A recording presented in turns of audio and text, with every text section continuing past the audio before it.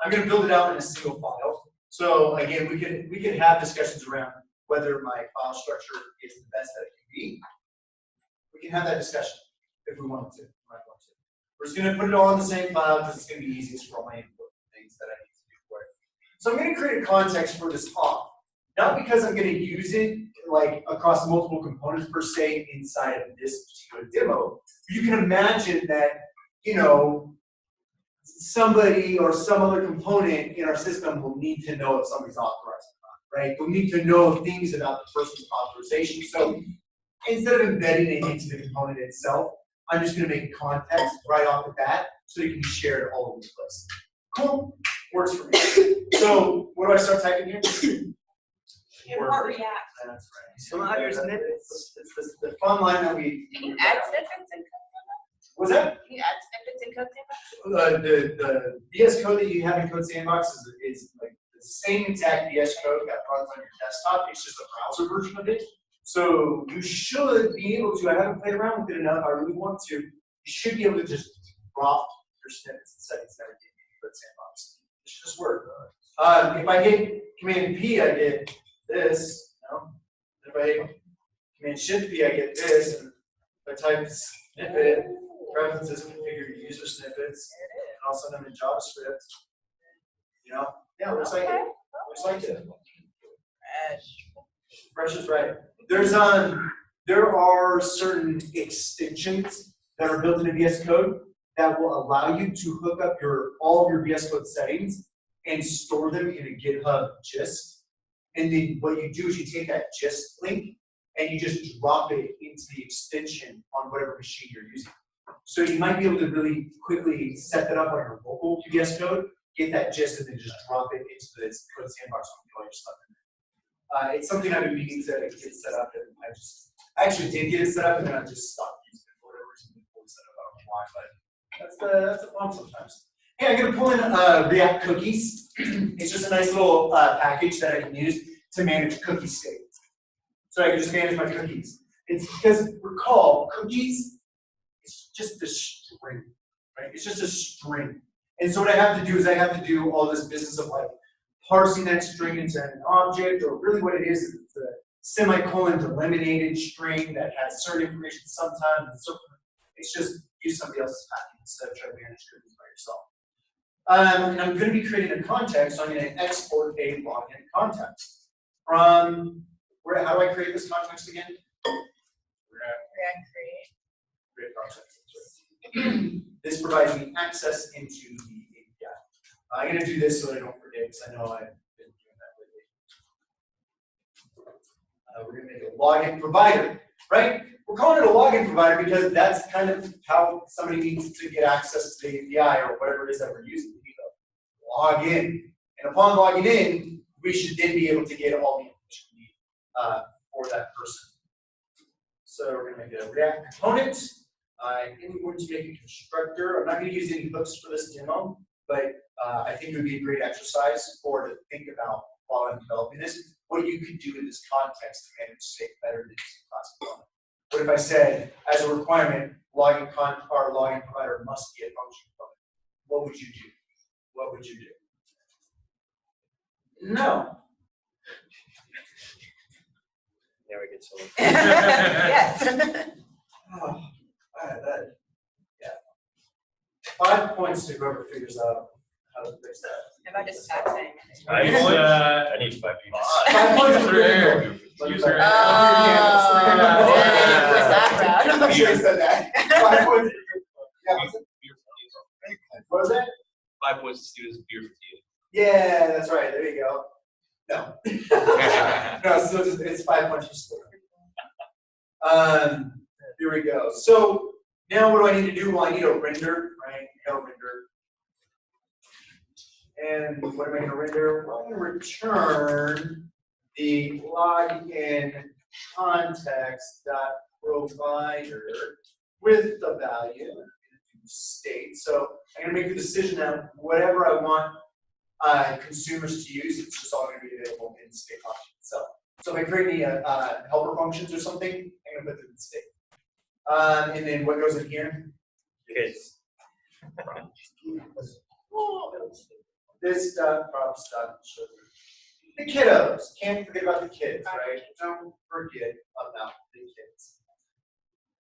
What else do I need to do in this file to just get kind of that base boilerplate going before I start providing the actual implementation to make this a login provider? Because right now this is just a general purpose context provider. There's no definition to it. Is there anything else I need to do? That's it, unless you want to start giving it some functionality. That's exactly it. I'm done. I now need to just start providing the functionality. Let's first think about the state, and then let's have that drive what we need to do. And to do that, let's think about, now, there's many ways that we can set up authorization in RBAC. Many, many different ways that we can do it. What we're going to be doing is implementing it to match the API server that we built out, that off system that we built out, the API server. So whatever we do here needs to match up there. And the way our auth server worked in our API server, what exactly was it doing? Like, let's describe that. Let's revisit that process from memory, if we can. What did that process look like? Start wherever you want. So we needed a name and a password and a capability, or a role, not a capability. Was that it? I thought that was What does RBAC stand for? Does it stand for role-based. capability-based access control? No, it's role-based access control. So you're correct. You give it a role, and that role has capabilities associated with it. Yep. So you're right. Username, password, and then a particular role, and we understand that role has certain capabilities on it that allow them access. What were some examples of capabilities that we had? User, destroy, super user. Yeah, the CRUDs, and then like some kind of super user or admin or something. Like even if we can make some special case ones where we bundle up maybe some of those. Super user can do all the CRUDs. Admin can do all the CRUDs but delete or something, right? Okay, and then how did we manage that information? How did we manage if a user was authenticated or what roles they had? How did we manage that? Well, certainly we put it in a database, but the database doesn't talk directly to the front end. What was it? Tokens. Tokens, that's right. We got these JWTs, these JSON web tokens, and we embedded all the information into the payload, and then we told JWT, hey, based off this payload and based off this secret, give me a token. And then it produced a token for us. And then how did the server work when it hit a protected route? What were some of the things that were assumed about that request if it's going to hit a protected route? Token that was current. Yeah, a token that was current, because it might not be current in that it's expired or it's been used already in a single-use token setup. But yeah, the token itself was being received on the back end, parsed out, and then determined if it can do what was being asked of it, right? So everything that we did could all be boiled down into the token. So I'm going to make a token in my front end because the assumption is I can get a token from the back end. And then what were we doing in that little, really thin front end that we built just so we could talk to the back end server through a browser, through a client? We would send up the username and the password, and we either hit sign in or sign up or log in. And then the token came back to us. And then what did I do with that token back front end? I stuck it in the local storage, right? And then I was just pulling out of local storage whether that token was there, and then I sent the token back up after I got out of local storage. Well, wherever you hear local storage, just now think state, right? Instead of putting it in local storage, I'm just going to put it in the state of this context. And that is where it's going to determine, number one, does it exist? Number two, is it expired? All these different things. Number three, what's its capabilities that it has? It turns out we can find all that information out from it as well. So I'm going to have a token. We'll say props. Let's assume that's going to be fine. It's not. I'll show you that in a second. Well, actually, I'm going to show you right now. I'm going to show you right now. Why wait? Why wait? So the way that I can get the token is I can say const token And then I'm going to say equals cookie dot load off. When I pass this token around, I'm going to pass it in or around through the auth cookie. So when it comes down from the server, it can come down as either part of the actual request. That's not typically how we do it. It's how we did it just for the server that we were building. That's fine at the time. But really what we want to do is we want to attach it to the cookie and then send the response down. So now the response has a cookie in it. So is cookie just like, you said it was a string, but how does it know it's Well, off? again, in the browser, it is, but I'm going to use somebody else's library, and I'm assuming somewhere in the load function, it's doing all that magic for me. It's going to go find the cookie in whatever form it is in the browser, and it's going to go use the word auth to go find it in some means. So off is like big. Auth is the key. Just like I use local storage where I say, hey, local storage, give me the token or give me the auth. Now I'm just asking the cookies. Hey, cookie, give me the auth. So I'm going to load that up. Now, if it doesn't load anything, like if the cookie's not there, then I'll just say no. Because I want to have some value for the token, but I'm not going to give it a value or like some random token. I'm just going to no. Now I can check. Did the cookie come in from the server? Or did the token come in through a cookie on the server? If so, use it. If not, no. They haven't received the token yet. So we have that. We also have this idea of being logged in, right? Somebody can be logged in or logged out. What does that really mean? It just means do they have a token? So I'm going to use that little double bank coercion. If it's null, then it flips to true, it flips to false. Or if it's an actual string, it'll flip to false and flip to true. The first bank takes a true value and makes it false and true. So it's just any value, look at it what it means to do. And then when we're in some kind of access control system, some kind of system where you have a username and a password, what are the two primary activities that you do with that account? Being intentionally vague, it's hard to ask this question without the words themselves. And what is that process called? What do we call that process? Submitting or logging in, right? We log in. So we're going to have some kind of login function.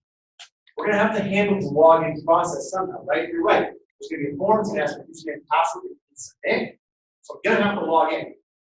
And then what's the other activity? If I can log in, that means I can log out.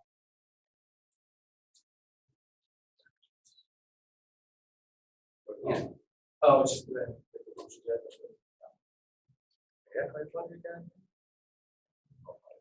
cool. So I can log in, I can log out. Now, if I log in, what does that mean I'm doing? Let's make this function real quick. Well, it means that I've received the token from the backend, is what it means. It means I've received the token from the backend. The way this is going to work, the way this process is going to work, is I'm going to have some, here I'll draw a wire. Thank you. Sorry.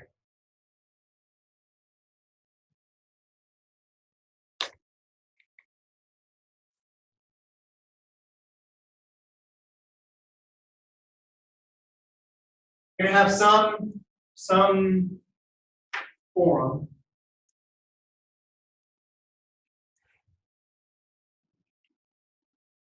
I'm going to have some form, right? It's going to have username and password.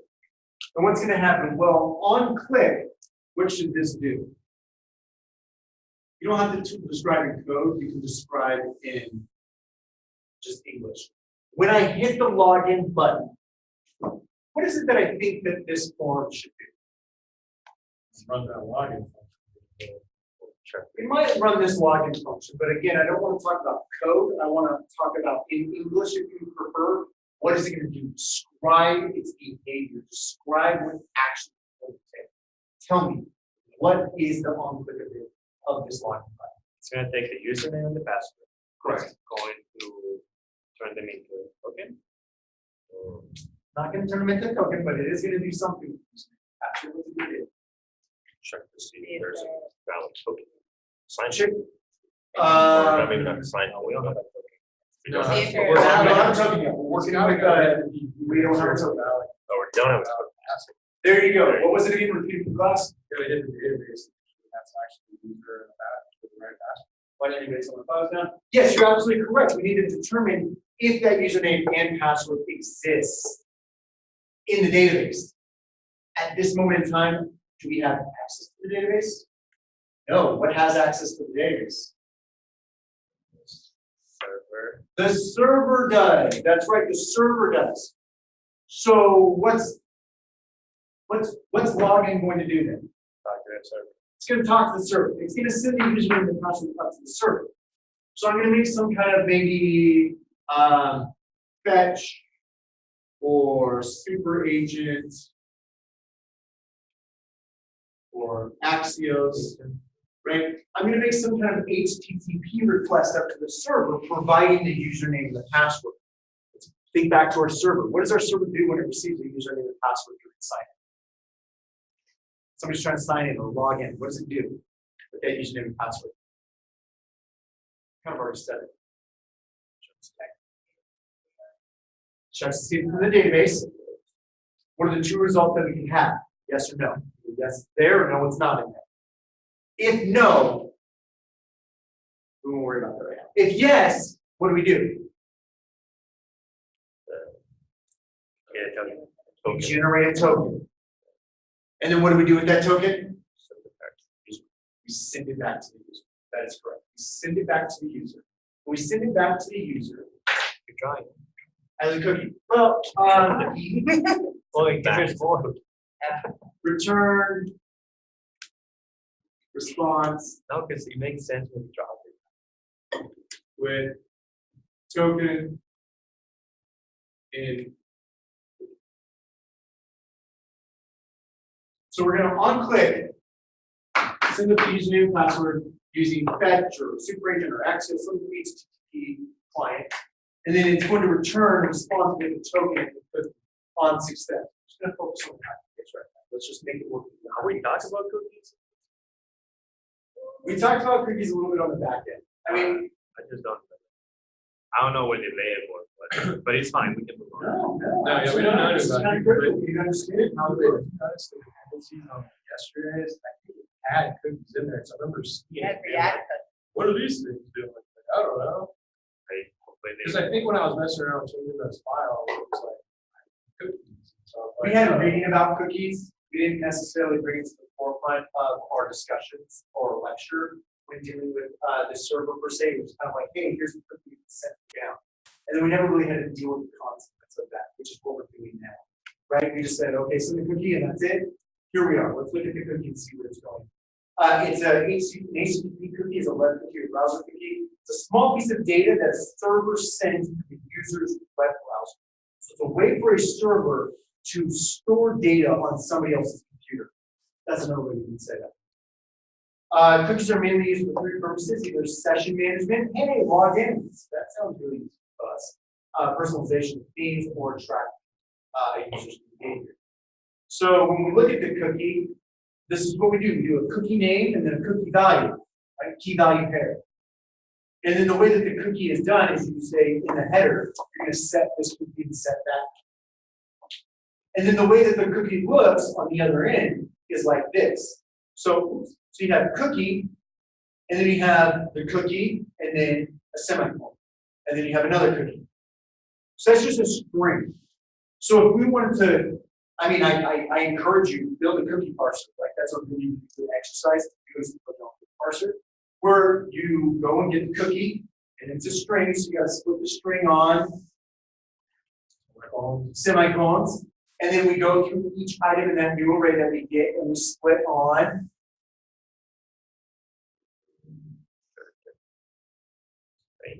the assignment operator.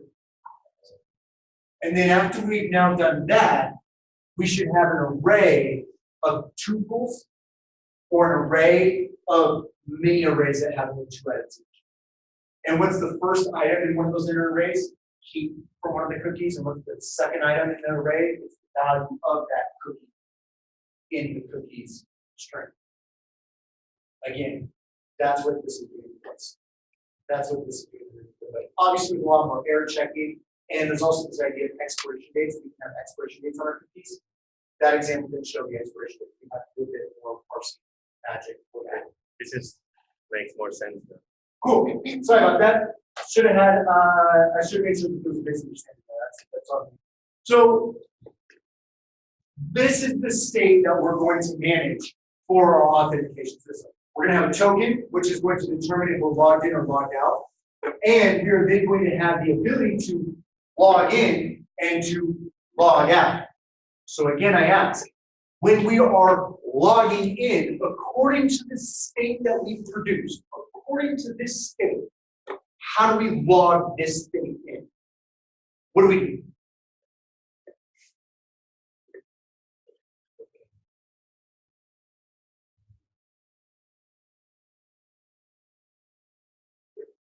Gotta go to the server or the database, and we're gonna be expecting a token back from it. So it's, Now, this button was going to go do that activity, right?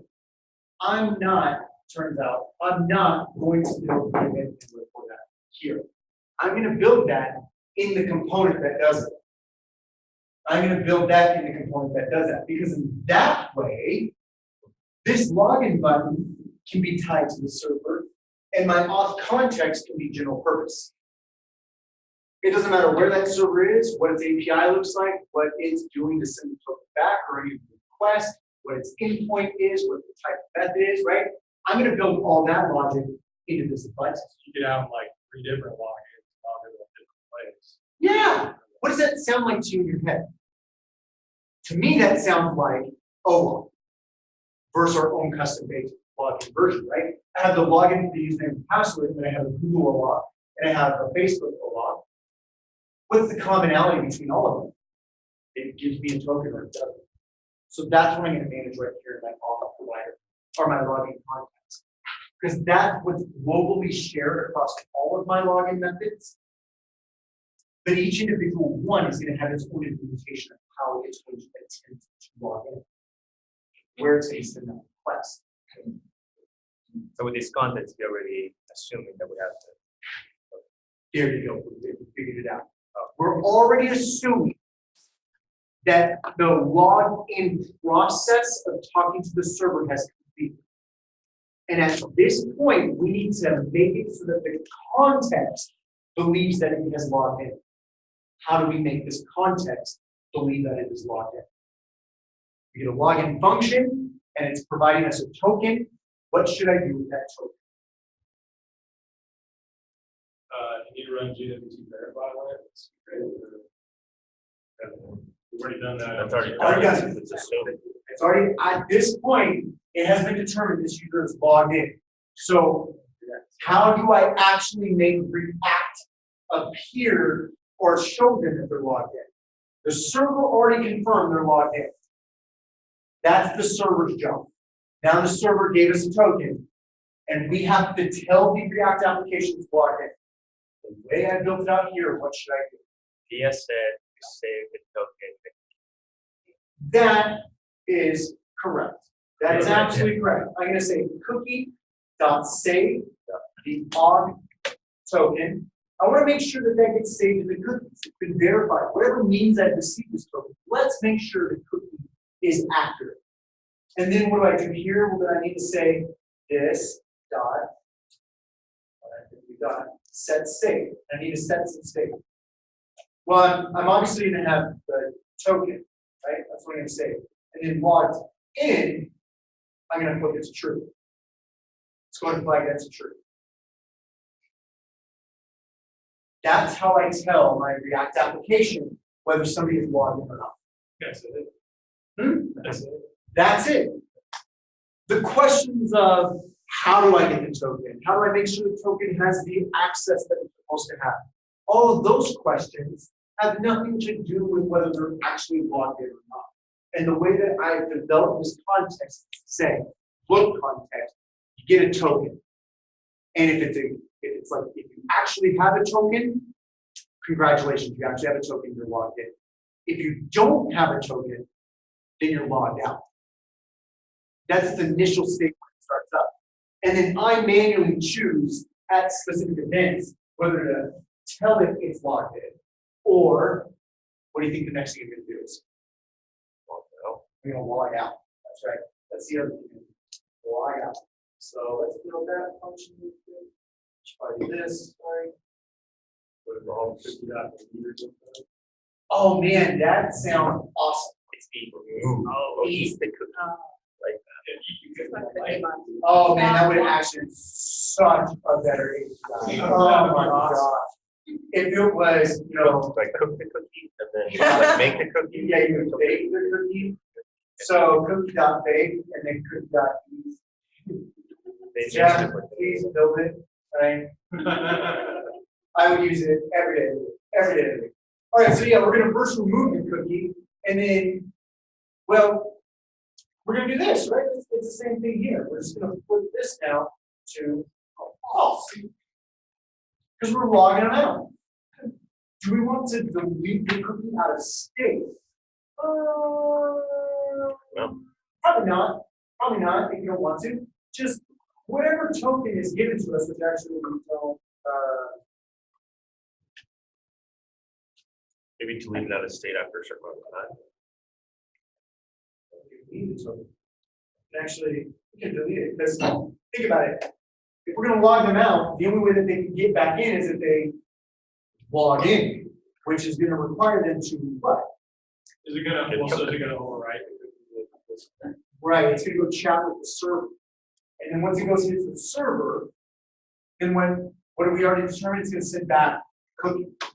And so then once it sends back the cookie, then we state it as part of our login process and go from there. And so we don't necessarily need to update the cookie into the token anyway. Oh, this is what it is. We can do this. There we go. That's what we do. We can just turn it on.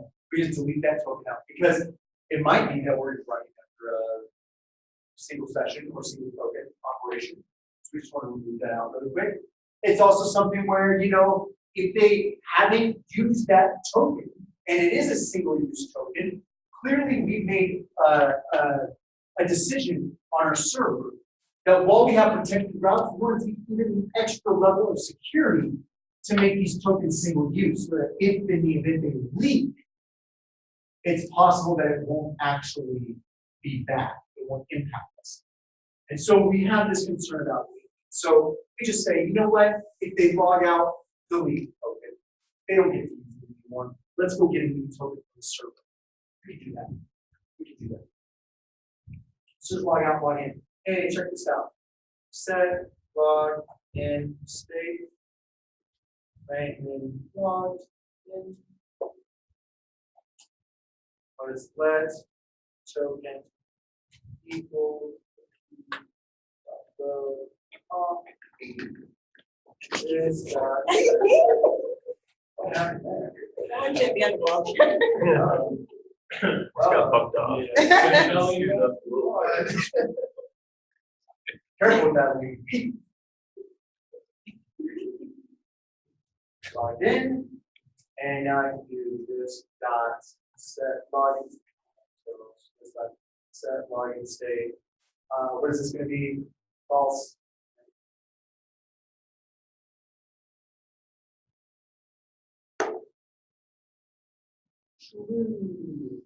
There we go. It's more dry. Great, thank you.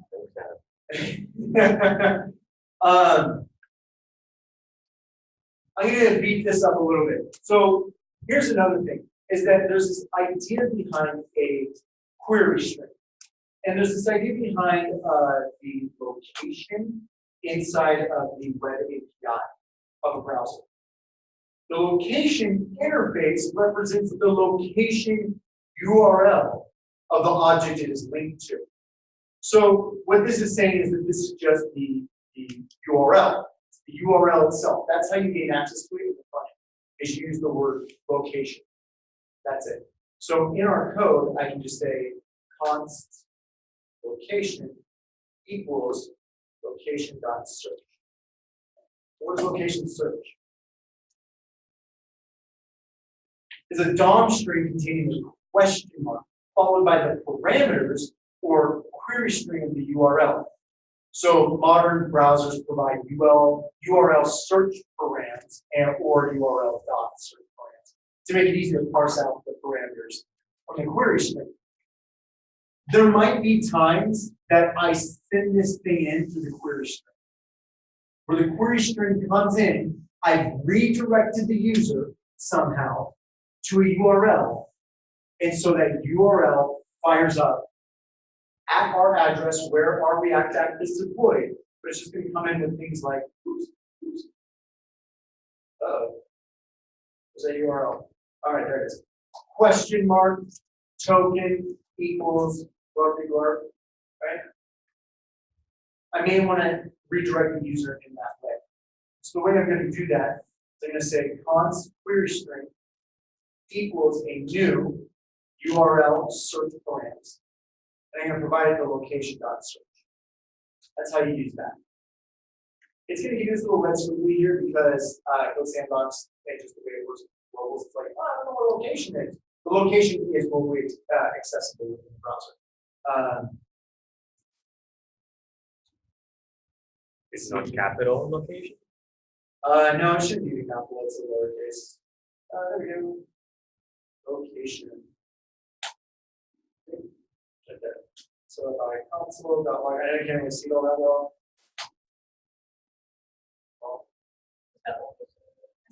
Oh, is it spelled? Yeah, Jeff, I had that same feeling too. But yeah, you can see here the href, right? There's a lot of stuff. cafe, all the stuff in here. There's the search. There's no search on this. Let's see if I can fake it. What should be token equals 4. Should keep that, and now I can do location. Search, there it is. Token 4. Cool. So in the same way that I'm not going to try to parse out that query string by myself, or the same way I'm not going to parse out the cookie string by myself, right? I'm just going to use somebody else's library. I need something else that's already built in for me. So that QS gets brought into us. And the way that it works is thus. Let's see how I'm going to do this. So I'm going to say query string.get, and I'll send it through as a token. So now I'm just giving preference. I've said, hey, if the token comes in as a query string, use that. If it's not in the query string, then go ahead and check in the cookie. And if it's in the cookie, use that. If it's in neither one of them, then clearly this person has not logged in. So I'm going to set token to null, and thus logged in when it first starts up and first renders that state with the constructor, it will be false. So again, I'm just making sure I'm creating the initial state that I want to create with this application. Sounds like you're trying to log into the browser search bar. Is that what you're doing? No, what it's saying is that there will be times when we log into the server and we do a redirect. So we send like a whole new request down to the browser as a whole new request, and we can change what that URL looks like. And we can put in the query string of the URL the token. So things like, oh, I don't know, oh, right? That oftentimes will have the token sent back through some other means than our normal authorization system. Okay. Or our auth server might be its own server separate and apart from the API server. And so it may need to have that means of communication that is different from the API server itself, which has the authorization. Does that make sense? Kind of. Kind of, yeah. It's just different ways of communicating with data, that's all. Just different ways of communicating. I'm going to address all of them. So nice general purpose logging context that it's really what it is. As long as it's using some kind of token-based access system. What should we build next? Let's actually build the login.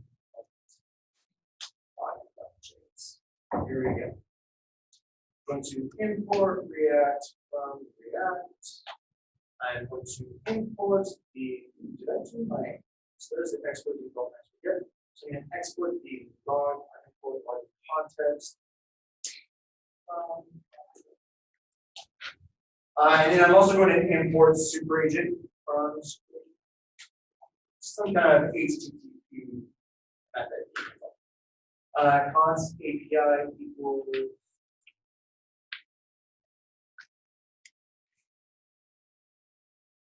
There we go. I'm also going to make use of the bit, so I'm just going to fill it out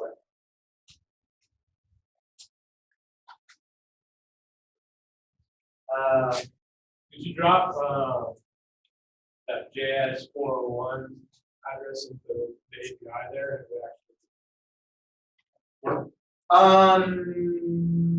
Yeah, sure. Yeah, you can use the hopefully like the username or whatever that you created that day, or you can just use Postgre to do it yourself. Should work though. Should Well, work. yeah, you know, I'm thinking so like as part of this, create user or whatever, right? So theoretically, we'd be able to do this. Correct. I'm I'm assuming. probably getting too far. Yeah, it's not that you're getting too far ahead. It's just that, yeah, I'm just assuming all that stuff exists, right? I just assume when I'm ready to like test it out and like test the full system and see if it's working all the way around, I'll make sure that I have a good user. But you're absolutely correct. Yeah, I mentioned that stuff. Context type. So I'm going to bring in the context, and I'm going to use this methodology. It's a class component that I'm making, so I can use this approach, right? I modify context type. And because Code Sandbox is so nice, it allows me to use experimental JS, so I can use experimental stack. Because, you know, it's fun. Super blocks. What should my state look like for my login? What am I probably going to be managing here? Username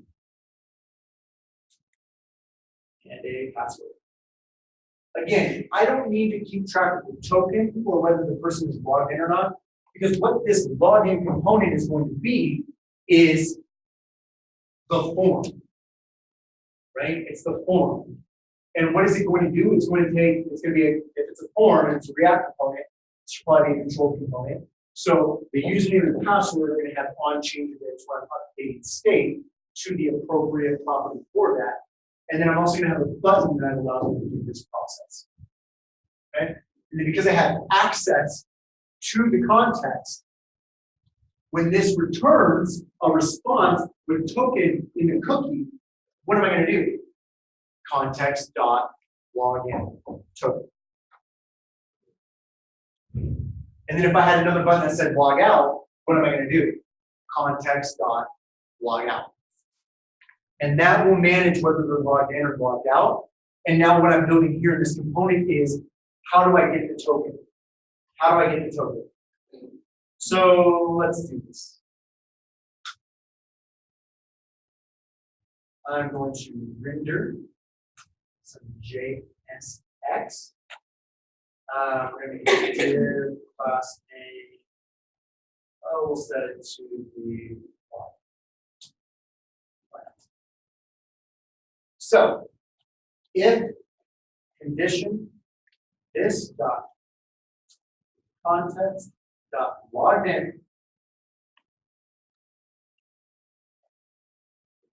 So if the person is logged in, then I'm going to have a button.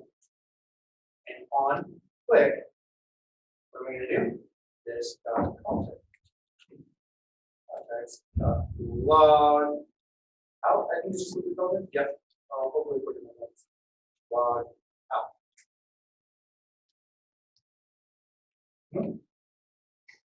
If they're logged in, give them a button so they can log out. No point giving them a button to log out if they're not even logged in.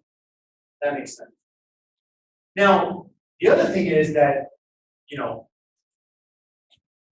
if they are logged in, I don't really want to show them the login form, do I?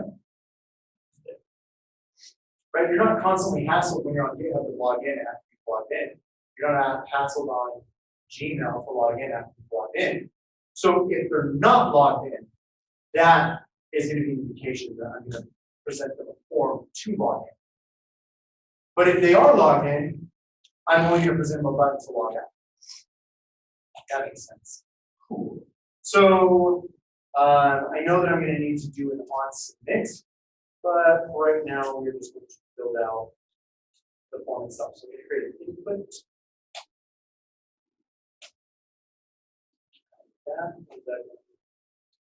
And what am I going to put in the input? Well, this needs to have some placeholder text to let you know what it is that typing in. Username.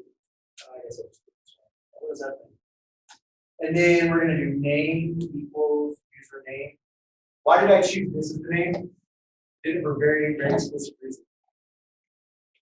Obviously, it's what it represents, but what am I keeping in mind when I name it? That looks like a What, not on the back end. You're gonna Close. use that name, when you send them. You're gonna reference the name, username, and function. Correct. And I want it to match this property name right here. Because if it matches that property name, then I can start doing things like e.target.name to reference that property in the state. If I made this a capital U, it won't actually, I can't use it. I can't actually use it to reference the that's value in the state. So I'm just going to make those match. And then we have an on-chain rule. And this is going to be a handle change. So,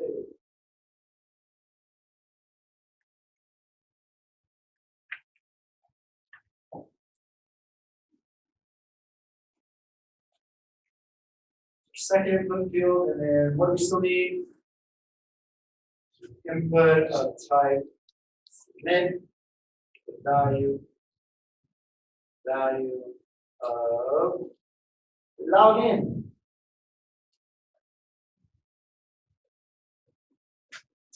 On submit, we need to handle submit. This is gonna be a kind of like a silly question, but No such thing. when do you actually reference the function? When do you call those? Great question. I never know. I wish it was try one. It works. Like how would you know before it's actually? So these are event handlers that we're attaching to a HTML element, right? It just so happens the HTML element that we're going to use input, and it just so happens the event that we're going to be attaching a handler to is the on-chain event. This answer will apply to an on-click event on PTAG, right? Doesn't matter what the element is, it doesn't matter what the event trigger is, this applies. When it wants an event handler, it just simply wants a reference to a function. Because what it's going to do is it's going to then hold on to a reference to that function, not the execution or the result of it, reference. And when that event occurs, it's then going to say, well, do I have a function reference to this event? And if the answer is yes, it executes that function at that time when the event was triggered. So, in this specific example, on change is the event, and I need to give it a reference to a function. I can either give it a reference like this, where it's just, some function that I've built inside this class, and I just reference it. I'm not invoking it.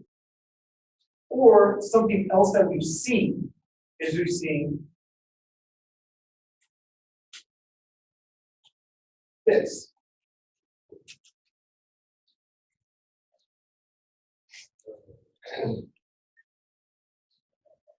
What am I passing? What am I giving to on-chain? Am I giving it a reference to a function, or am I giving it the result of a function that executes? Then you're giving it the result, right? I'm giving it a reference to a function. What's the function that I gave it? It just so happens to be an inline arrow function, but I haven't executed a function. I've simply provided a function for on-chain to execute, And what's inside that? The execution of the handle submit. It's the same exact result as what I had before. There's just an extra level of stack for my function calls, right? It's just this unnecessary function that's there now. So it depends. If it's an event handler, 9 times out of 10, if not 10 times out of 10, I'm just going to reference the event handler because it's going to pass that E or that event object into the function for me for free. That passes the event object in for free. Hence why earlier, do I still have those pulled up? I don't. Hence why earlier I asked, what is this function an event handler or a helper function? Is this event the event handler or a helper function? If I'm referencing an event handler, I can just do the reference location. If I want to execute some helper function at some event, then I'll probably need to pass it an inline arrow function or inside an inline arrow function to execute the function. Does that make sense? Kind of. Let me see if I can help us out here. So I'm going to make a, we'll do the handle change first. And I'm going to receive a parameter, I'm going to call it E, as developers we understand that the event object. And then what am I going to do? I'm going to say this dot set state. And I'm going to say, I'm going to give you an object, and its key is going to be event.target.name. And its value is going to be e.target.value. This is why I wanted to make sure that the name here matched here. Because now I can do that quick little handle change first little thing. So the handle change is going to be, hold on, is going to be a reference. Now, what if I wanted to do this? Log submit. It's not going to take a parameter, and all it's going to do is it's going to console log submit received. And then in this form, I'm going to say this dot log submit. I'm going to invoke it. Because what's going to happen is the form is going to be given a reference to this arrow function. This one right here. I haven't named it, so it's an anonymous function. Don't let that fool you. It is still a function. It's just anonymous. It doesn't have a name. Name it or qualifies it. So I pass in an anonymous function, and the forum will hold reference to this anonymous function, and it will associate it to the on-submit event. So that when this form receives the on-submit event, it executes the reference to this function. Well, what does that function do? That function simply executes some helper function. That's all. It's a helper function. If you were to do just this dot submit parentheses, will do the same thing. Well, so it would, yes. And that's kind of the whole point, is that it's the same thing. There's no difference. There's no difference. But now we understand the mechanics behind it, and we can understand why it's not different. Or more importantly, you'll understand, because of these differences and how little they are, when you do hit that use case where you do want to pass it on this function, you now know what that use case is. It's narrow, but it's there. There are times you want to do it. Instead of calling it log submit, I'm going to follow a nice naming convention, handle submit. And I'm actually going to name it right, or correctly. And then I'll pass it an event object, again, even further signifying that this is some kind of handler to an event. And so this is where things are going to get a little bit juicy. I think this is the moment everybody's been waiting for. Use it as an answer, and I can never say no, not yet, no, not yet. Let's talk to the server. Because that's what that's about, right? That's what I said. On click of the login button, go ahead and super fetch up to the server with all this information. So the way the server is configured is that we'll do this. First, we're going to prevent default. Create event default. Because we don't want to actually refresh the page. Reminder, submit on a form will refresh the page. Bad, no, spawn. So we're going to use super agent to make a post request to our API/sign-in, which means I need to backtick this up. There we go. Okay. It'll do it again. So I'm gonna make a post request, and then I'm gonna send in the auth header this dot state dot username and this dot state dot password. But wait, Adam, I thought it had to be base64 encoded when I send it up. Again, this is why we use third-party libraries. That's what .auth is going to do for me. It's going to do that for me and then attach it to the header. Great, cool. Now I don't have to worry about any of that. I don't have to worry about one less other library that I have to worry about. Starting work or? do we need to do something? Oh, it's signing. Ooh, great catch, great catch. Then I'm going to get a response.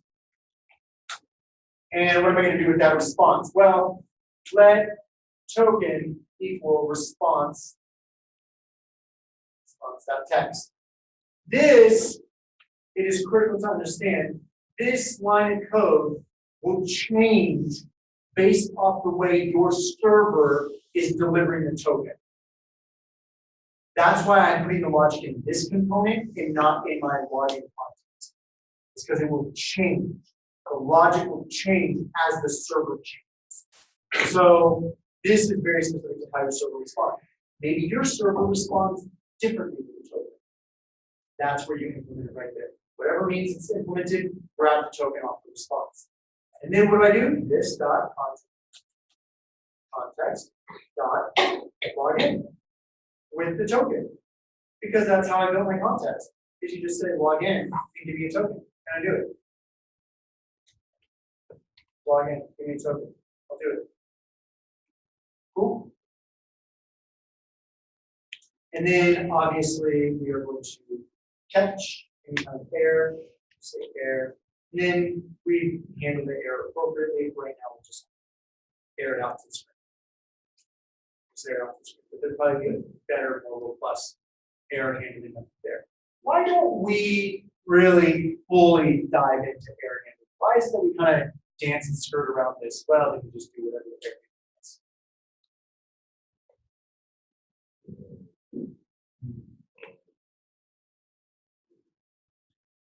The answer is we want to know when and how to detect errors.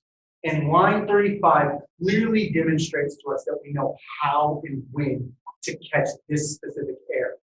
And it also shows that we know that we're going to receive an error object that is going to have a bunch of information in it about what the error is. It's that next step. It's the, well, what do you do with it? That is so dependent on exactly what your application needs to do. That is a business logic decision. No one answer for that. Instead, we just need to know when errors occur, how to capture them, and then know where to put the code for handle event properly, right? Or handle error properly. For right now, we just put console error. Again, we discussed other things along the way, right? We could, if it's a Redux app, we could probably dispatch an action that says error received. And then that reducer is going to go do some funking or something. Maybe that can send out the error on a TCP request to some message queue that's listening for that, which just so happens to be deployed in AWS, which then fires off a bunch of other AWS things to notify something that the error was received by the client and what that information is. You can see these get very mature very quickly when you're in the company. Already on the job. So just console it. I want to make sure that we're aware of why we're doing that handle it. And then auth.js. Let's take a look at here. This is the thing that will determine whether they are authorized, right? There's always that two-step process. Think back to what we talked about with our server. You can sign up and you can log in and you get this token. And then what did I say? Oh, well, I want to hit a protected route. What do? We assume the user has sent the token up to us, and in the payload of that token is the user ID and their capabilities. More specifically, their role followed by their capabilities. And then we just check it, right? Well, this route is protected as auth create. Do they have the capability to create. So let's build that, but on the front end. And not as a folder. Come on, it's going to be a file. And then import React.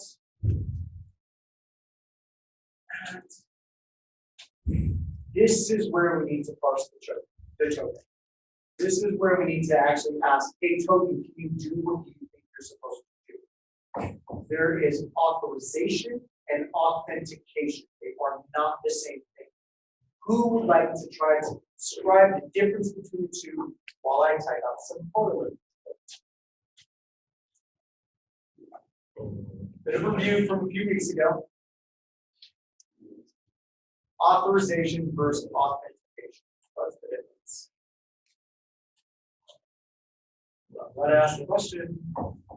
Well, authentication isn't it just like this is actually a token? Authorization is are you allowed to do this?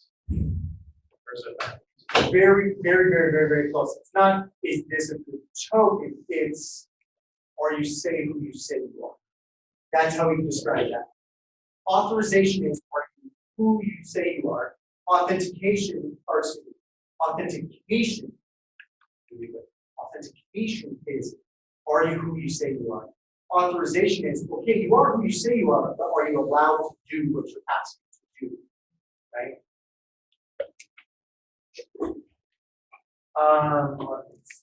Yeah, export default opt and yeah, component. We're going to use the static context type again to associate the context. Keyword class comes up very quickly.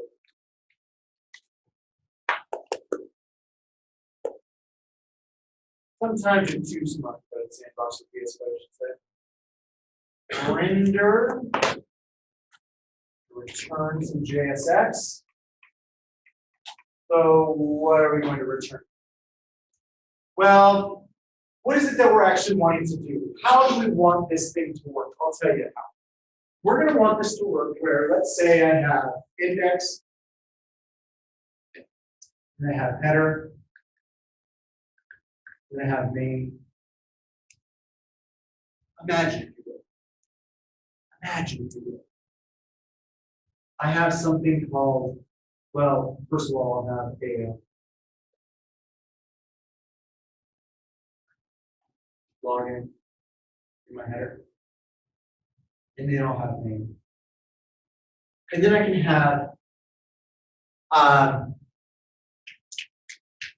what is a good example of this that I can use?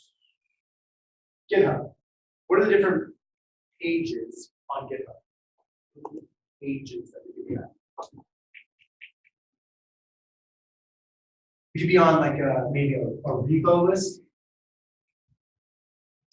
Right? It's all of our repos, or maybe all of Mike's repos, or maybe all of whoever's repos, right? Some list for some user, some repo list of some user. We could also have it for a repo list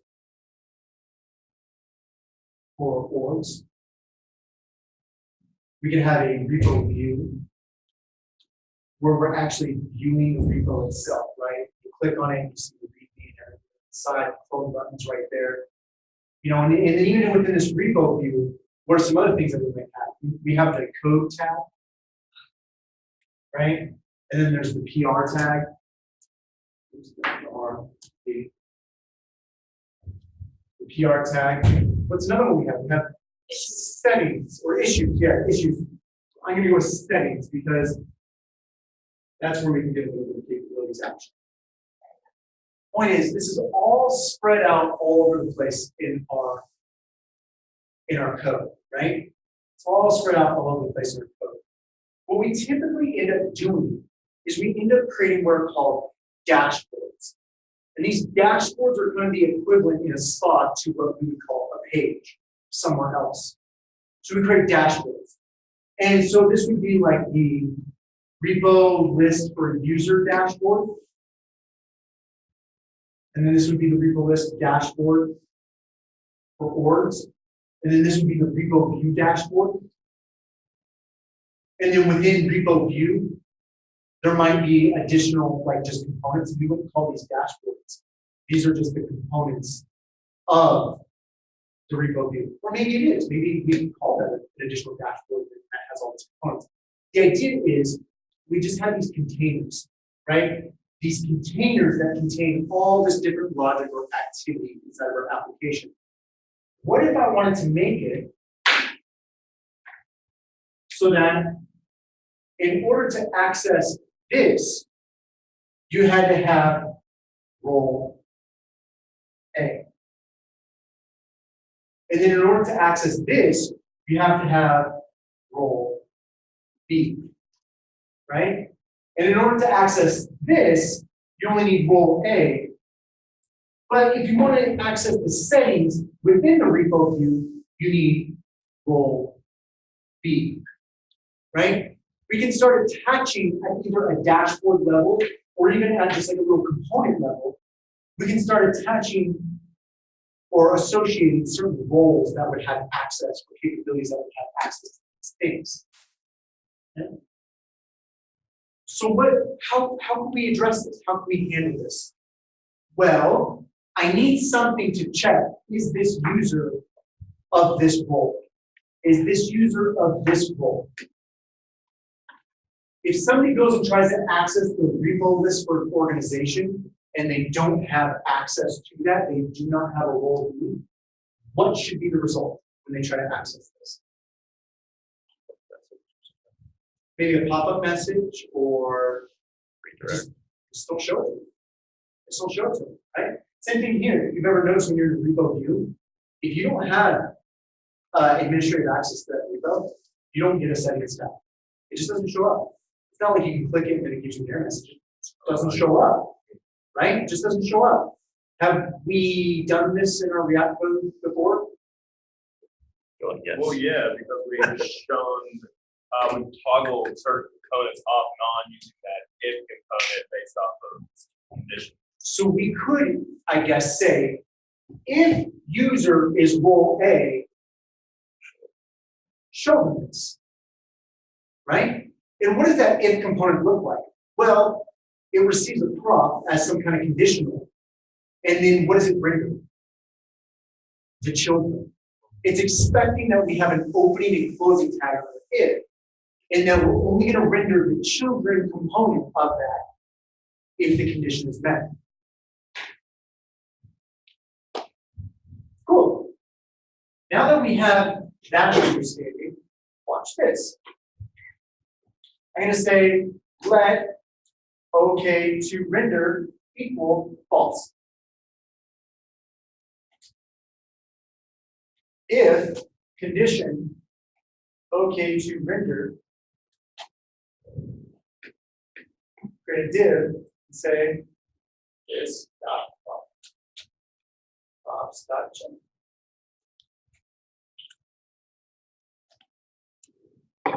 Figure out if OK to. There we go, folks. I set it up. So I have some auth component. And all I'm doing, all the component is doing, is it's kind of a nice wrapper around the if condition. Now what I need to do is determine if it's okay to render what this comment is, right? I'm going to assume no. I'm going to assume no. Everything that should be protected by a route, I'm just going to assume worst case that they're not allowed to see it. And then I'm now going to make the determination, are they allowed to see it? Can they actually view this component? If they can, then go ahead and render the children. If they cannot, then do not render the children. And so I'm going to have a component when this is all said and done called prop that receives a prop, and it will then determine based off that prop received if it should render its children prop.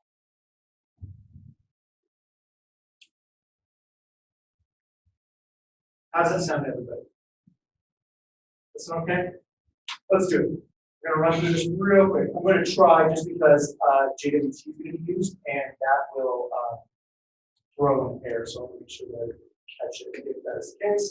Catch, again, a number of things that I can do with this. So I'm just going to show I can catch it. let the user equal, well, if the context has a token, then I'm going to verify token legit. Else, I'm just going to return an empty object for that user. So what does this verify token legit look like? Log it. Oh, that doesn't work.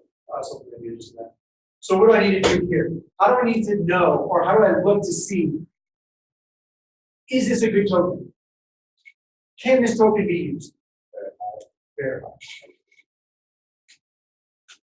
This.context.token. And then what does the verify function take? And a secret. So this needs to be a secret that is matched to what's on the server, right? It has to match the secret that you have on the server that is generating these tokens. So I'm just going to say secret. This could also be, maybe in an environment variable. Back that secret. Okay. So I've gotten the user. I've said if there's a token, go ahead and verify that that's a good token. This is either going to throw an error because it's not good, in which case I'll have an error, or it's going to say no, there's no token even associated with this context yet, in which case I don't have a user, or the user is the parsed out object from this token. It's the payload of the token. Recall that's what verify does. So what do I do with this new information? Well, I need to update OK to render. Number one, are they even logged in? It's already been determined that they're logged in. And if they are logged in, this props.capability, that's how we're going to determine what type of capability this particular component of children requires. Let's go. So this.capability, or, if this.capability, we're going to say user.capabilities.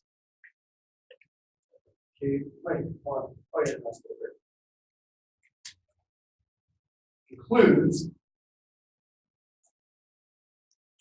this dot props.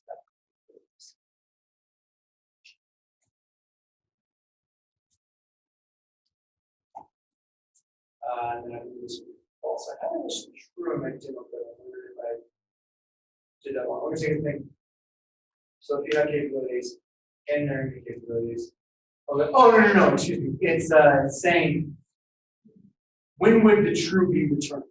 Well, if this dot props did not have a capability on it, like if it didn't have a capability passed into the props, then I'm just going to assume, well, it doesn't matter what their capabilities are, as long as they're logged in, that's good enough. Okay?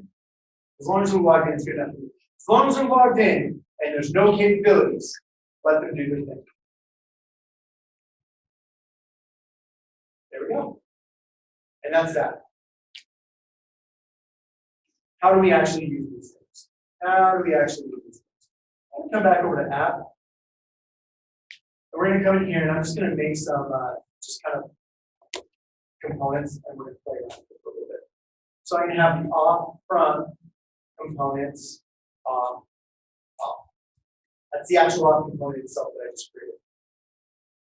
And then I'm going to import login from components off. Login. And then I'm obviously going to import the login context. Why am I pulling the login context right here? What is it going to be used for? The header. What? Yeah, like what is it? What did I just import here? What is that thing? I call it login context, but what's a better name for it? Provider. It's the provider. I have to actually provide context to the application. I have set up the consumer, and I need to use the consumers. But I need to actually set this up. So I'm going to say login provider, and then this is where we can have that key tag.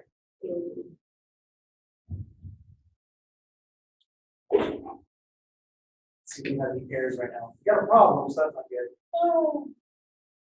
No, that's not. Yeah, just because I have some stuff not being used. Okay, let's see here. Let us imagine. Well, actually, I need to now show the login.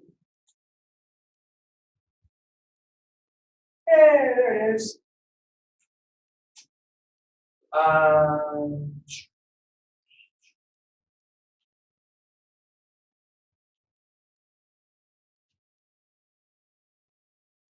Come on, inspect. Good. Thinking about it? There we go. So let's just inspect this and see if it's doing what we think it's supposed to be doing. And I'm just going to look at here. Okay, there's login. And then there's my state down here. And hey, look at that. It even shows me what the context for this is. So username, dot, Adam, then password. But it's super secure.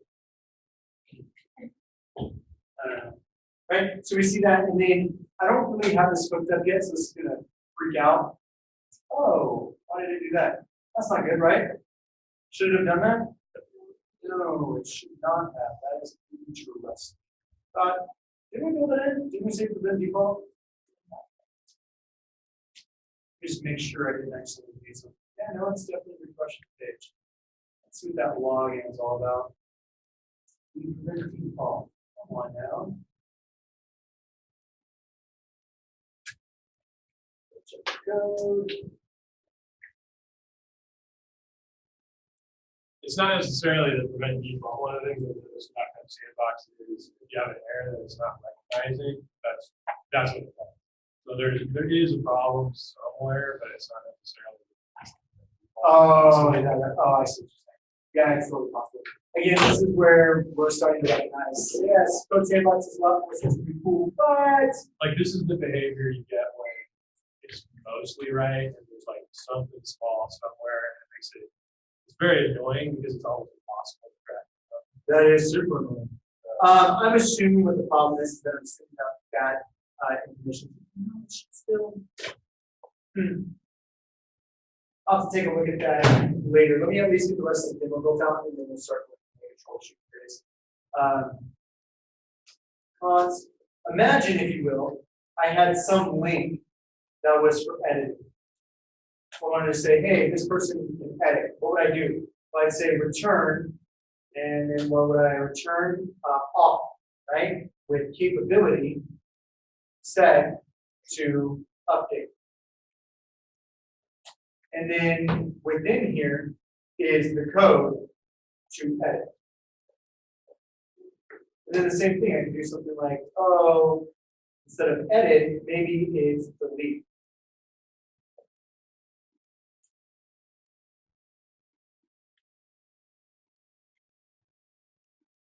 And then now what I can do, I can just come in here and I can just say, edit link. And I can say,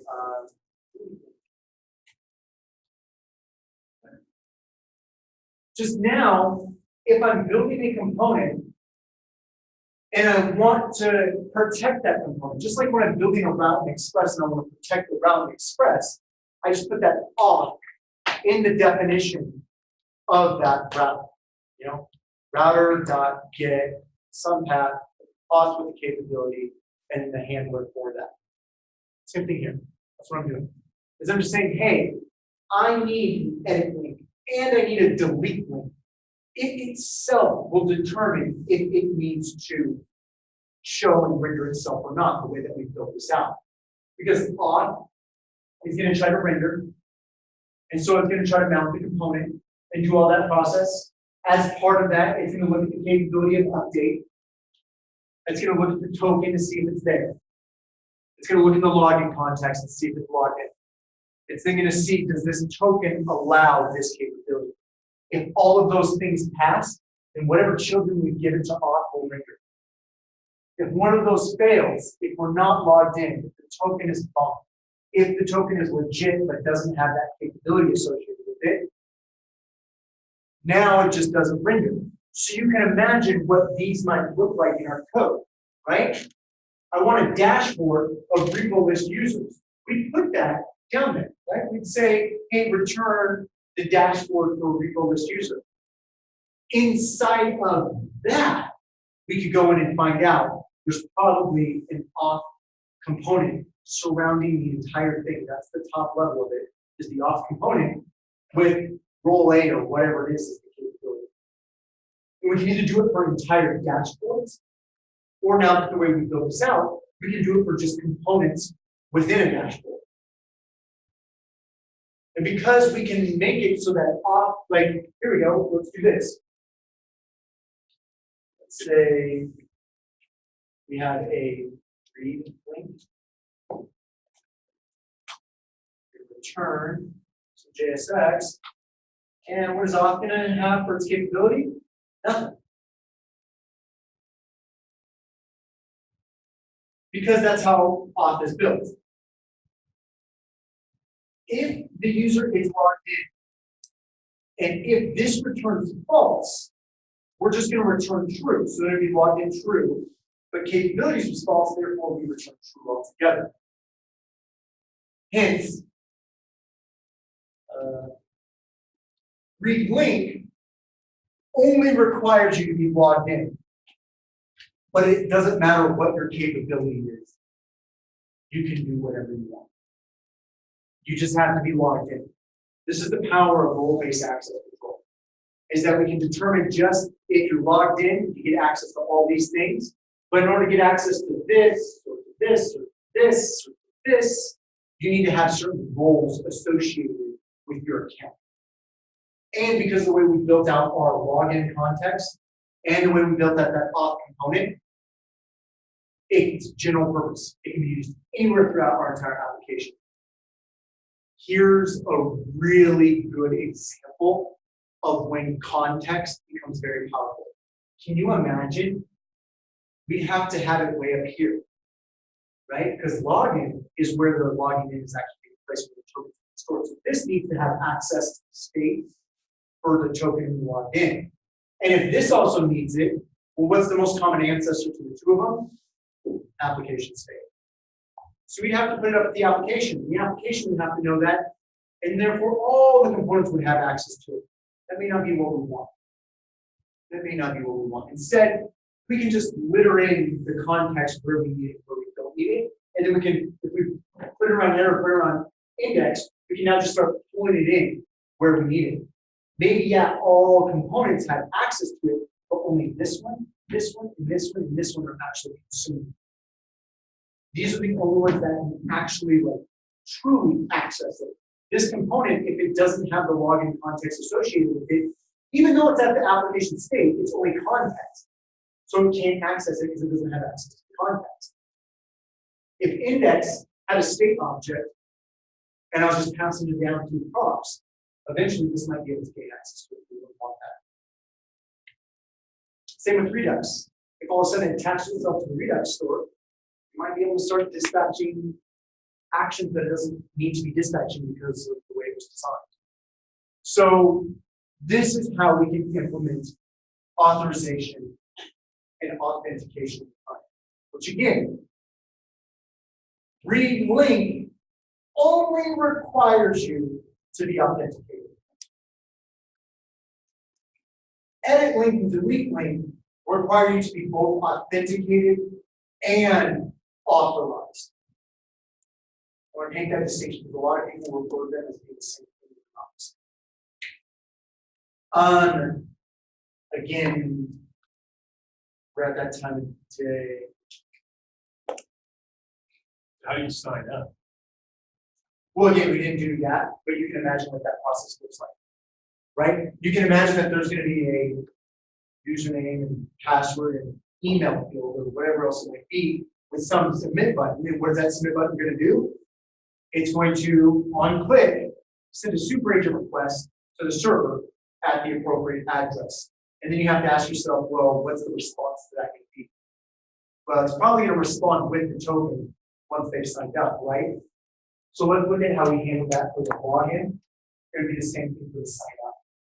So in login, we said, okay, I want to make a request here with this information and now I'm going to process the response. Sign up would be the same thing. I'm going to send information to here, and here's the information I'm going to send. Not this exact stuff, you get the idea. Where am I going, and what am I sending, and how did they respond to it? Did they send the token back on the text of the response? Did they send the token back in a header? Did they send the token back? I don't know. That's what the server does. You have to consult the server. Either way, it should send a token, and then this function should look exactly the same. You get the token, and you log it in. Because once they sign up, it's assumed that they logged in. Right? Don't make them sign up and log in. We've all been there and done that. That's annoying. It's super annoying. You, swap the code right there. Well, so that's the unfortunate thing. Looking at the time, looking at what's going on with that refresh, I got a couple of bugs I need to work through, and I don't know. Like I can, yes, I'll put it there. I'm trying to fix just it. wondering what it looks like. Or if we're even getting it. Oh, I assure you when I get in there, because I can't get that not refresh. Like, it's impossible for me to get there until I find that bug, and I'm worried that I might drill down that rabbit hole for 10, 15 minutes and we're lost. Now we've selected the time. So I'm gonna figure out how to fix that and try to look at it and fix it. But right now, I'd rather concentrate on this system here, how all this is talking to each other, the patterns that we're developing. The token is just going to be like all the other tokens that you receive. It's not exactly the same. It's the token. Go look at the front end that we built, that www.basic.off front end that we were just using in the first half of the 4.1, and see how it is receiving the token back during a sign up or sign in, because it should be the same when you implement it here. Maybe there might be like some small tweaks that you want to make, but the idea is at the end of the day, the response is going to send the token back because they signed up, or it's going to send an error back because they violated some rule or something, right? This user already exists, or that email's already used, something like that. So let's take a look. Lab. So Jeff, while I pose that, do you know like the solution there? Because I haven't run across this in Code Sandbox, so it just refreshes even though it's all about it. You know, last night when I was working on it, it happened a couple of times, and it was always like some stupid little thing. It wasn't like breaking the whole thing, but it was just like it broke the whole thing. And then the problem is it's not actually going to give you an error. So the way that I solved it is you just got to start console logging. Okay. Like and seeing like am I getting a console log back? So I think one of them was like I misnamed my context. Like it was when I started using, I think I had application context and I was copying and pasting. Okay. From other contexts, and I ground changed it to application context. Just small like spelling mistakes. Okay. I'll scan through it and try to find that. It's just I know that's the behavior that you get when it's like not really an error, but it's enough to throw off the error. Okay. So your assignment is to implement login and authorization into existing applications. You're given starter code. The application is this. It works. You now need to provide login and authorization. So you're going to read back to the app to make the context API. So you're going to use context. Create a separate counter component that reads and displays the count from context. Create a separate component that displays kind of familiar. Login and auth features. Hide the entire interface until the user has logged in. So it's a bit misleading there in its verbiage, intentionally so. I'm just addressing this competitive. You're going to come to me and you're like, well, what does it say for the entire interface? But how do they log in if I'm in? Well, let's just use our brain for a second, right? Let's tap into that old thing called common sense and ask ourselves, well, are they obviously implying that the login form is going to be outside of the entire application? Obviously, part of the header. The application goes here, right? You get it. Okay, provide a login and log out option for the main menu, and then implement RBAC with the following rules. So you have read, delete, update, and create. And it wants you to put them on certain activities or certain behaviors, certain features. Where do you find that? Note, you may not alter the functionality of the existing application. It better work exactly the way it works when you first got it, with the exception that it obviously has a login and authorization. You may only grant access using RDC. You may test with your own API server or use that API server. And I do believe it's JS 401. That was the error that we got earlier, is that we use 401 JS. JS 401. They give us usernames and passwords. What was that? So look, they give us username and password. Where do you see that? So next thing up. Next bullet point down. Oh, there you go. The API server has the following user accounts, user password. Then you can use the login to do whatever you need to do. So yeah, all lowercase admin for the username, all uppercase admin for the password, gives you administrator rights to the server, editor, user, etc. So here, let me do this. Let me do this. Let me see if this, because I think it has something to do with this, but I don't know for sure.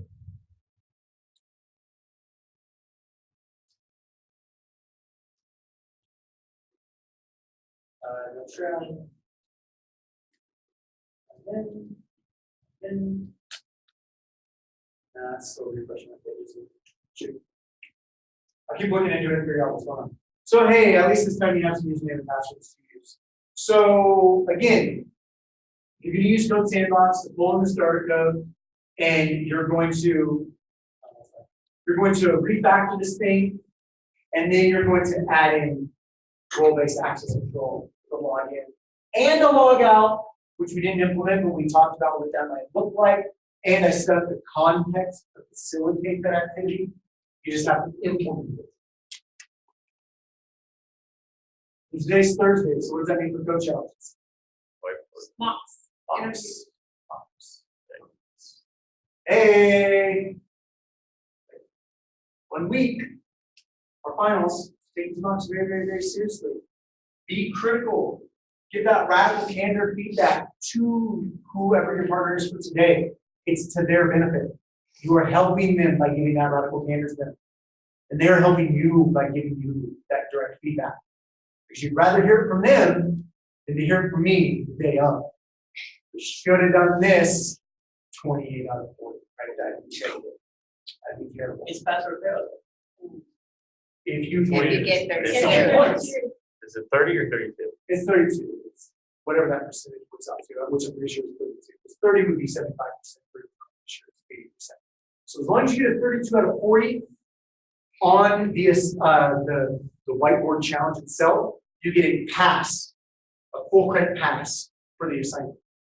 So whether you get 32 or you get 40, it all looks the same on the other side. Cool. So those are the mock interviews for today. Again, I am deeply sorry I forgot to hit that record button this morning, but you have the code sandboxes from Felipe and Jack inside. That's all I did. And we read, I think we read every line of code, at least all the really important ones in Felipe's application. And it was a great solution, a really great solution. So if you have any confusion on what that code is doing, Felipe is your expert in that, as well as several others in the class. So utilize your resources. And with that,